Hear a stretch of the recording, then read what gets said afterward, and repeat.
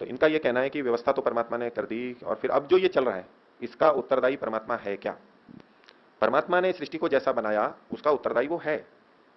उस उत्तरदायी का ये मतलब नहीं है कि वो उन कर्मों का कोई फल भोगेगा, इस रूप में उत्तरदायी नहीं है। हाँ, उसने बनाया है, सृष्टि जैसी बनी है वो उसी की रचना है, और रचनाकार का दायित्व होता है, वहां तक ठीक है।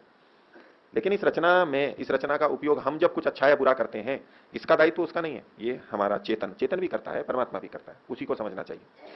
यहां इस संदर्भ में एक ये बात भी आती है कि परमात्मा ने सृष्टि को बना दिया और अभी वो लगातार खुद ही चला रहा है अथवा प्रकृति व्यवस्था से चल रही है। तो वहां भी यही समझना चाहिए, जैसे ये पंखा है, इसको चेतन ने चलाया है, बनाया है, लेकिन इसका यह मतलब नहीं है कि चेतन ही अब इसको लगातार घुमा रहा है। जब एक अल्पज्ञ अल्पशक्तिमान आत्मा भी ऐसे यंत्रों को बना देता है कि वो यंत्र अपनी प्राकृतिक शक्ति से वैसे ही चलते रहते हैं जैसा उसको चलाना है, तो ऐसे ही परमात्मा भी अनंत सामर्थ्य वाला है, अनंत ज्ञान वाला है, वो प्रकृति का समायोजन ऐसा कर देता है कि वो फिर वैसे चलती रहती है।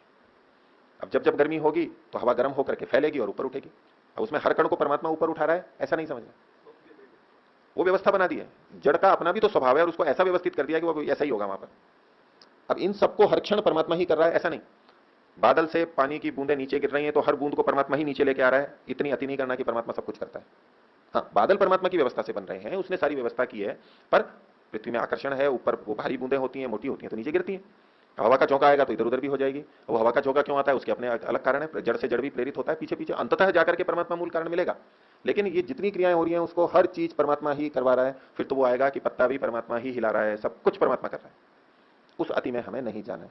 परमात्मा सर्व करता है, परमात्मा रक्षा भी कर रहा है, पालन भी कर रहा है, लेकिन उसका यह मतलब नहीं है कि वो ऐसे कर रहा है। अब हमारा हृदय धड़क रहा है, हमारा खून बह रहा है नलियों में, तो हर खून के एक कण को परमात्मा आगे सरका रहा है ऐसा नहीं समझना। उसने हृदय बना दिया, नलियां बना दिया, वो धड़क रहा है। अब हृदय को भी परमात्मा ही हर बार धड़का रहा है ऐसा भी नहीं समझना।